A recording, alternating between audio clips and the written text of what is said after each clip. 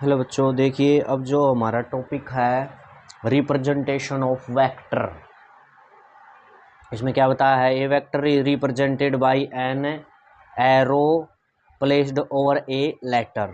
यानी कि वेक्टर को रिप्रेजेंट करते हैं तो क्या है, ऊपर ये जैसे एरो ऐड लगाया जाता है। जैसे फोरस एक वेक्टर क्वांटिटी है तो उसके ऊपर क्या है, वेक्टर फॉर्म रिप्रेजेंट करने के लिए हमने क्या है, एरो लगा दिया। इसी प्रकार जैसे वेलोसिटी, इसके ऊपर भी क्या है, एरो। एक्सेलरेशन के ऊपर भी क्या है, एरो। ठीक है, तो वेक्टर की रिप्रेजेंटेशन एरो लगा कर क्या है, की जाती है। ठीक है, अब इसमें देखो क्लासिफिकेशन ऑफ वेक्टर्स, ये पढ़ते हैं। क्लासिफिकेशन ऑफ वेक्टर, इसमें क्या बताया है, vector are classified into types.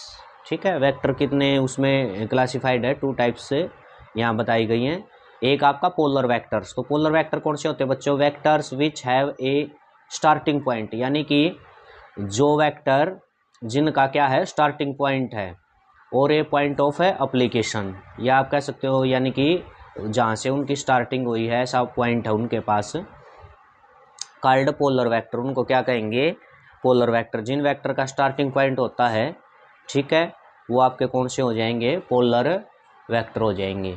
जैसे एग्जांपल में फोर्स, वेलोसिटी, ये आपके क्या है, पोलर वेक्टर। क्योंकि देखो मान लिया कोई ऑब्जेक्ट, ये गाड़ी यहाँ पर है, इस पे ऊपर फोर्स लगा है तो ये यहाँ ही है। ठीक है, तो इसकी कहीं ना कहीं स्टार्टिंग हुई होगी ना, फोर्स कहीं पर हमने लगाया है, तो फोर्स जहाँ जिस पॉइंट पर लगाया है वो स्टार्टिंग पॉइंट होगा वहाँ पर, तो इसका मतलब फोर्स आपका क्या है, पोलर वेक्टर में आता है। वेलोसिटी वगैरह ये भी किस में आती है, आपके पोलर वेक्टर में। ठीक है, यानी ये जो है इनके एक स्टार्टिंग पॉइंट है, कहीं ना कहीं से इनकी स्टार्टिंग होती है। ठीक है, तो ये पोलर वेक्टर हो गया आपके। दूसरा क्या है, दूसरा बच्चों एक्सियल वेक्टर। कौन सा है, एक्सियल वेक्टर। इसमें देखो क्या बताया है, vectors which represent the rotational effect.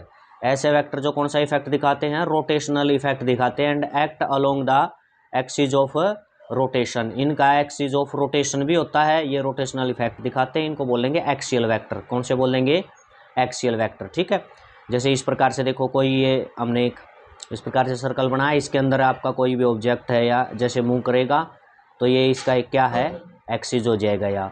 ठीक है, तो जैसे एंगुलर वेलोसिटी है, कोई ऑब्जेक्ट इस प्रकार से घूमेगा तो उसकी कौन सी वेलोसिटी रखेगा, वो एंगुलर।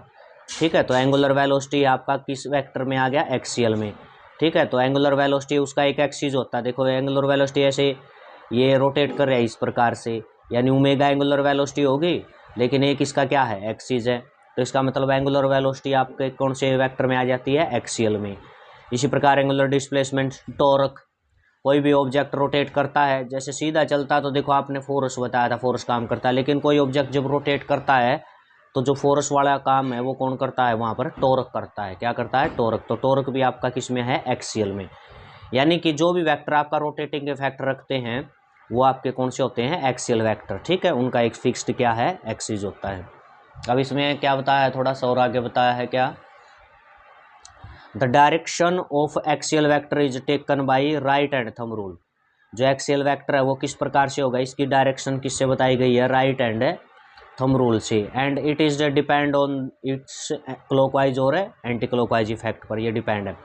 जैसे कोई आपका एंटी क्लॉकवाइज मूव है, कोई चीज़ कैसे रोटेट कर रही है, एंटी क्लॉकवाइज, तो एंटी क्लॉकवाइज में इसका जो एक्सियल वेक्टर वो कैसे दिखाएंगे, एंटी क्लॉकवाइज में ये इस प्रकार से राइट एंड थंब रूल से दिखाएंगे।